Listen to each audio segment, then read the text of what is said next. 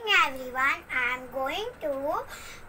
going to speak about the coronavirus. How to we save us with coronavirus? Wash your hands daily for 10 and 20 seconds.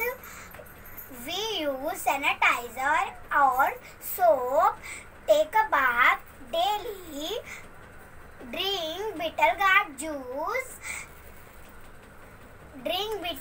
juice. Drink warm water. Don't shake your hands with anyone. And also do not touch anybody. Keep safe distance. Better be at home. Don't go outside. Prevention is better than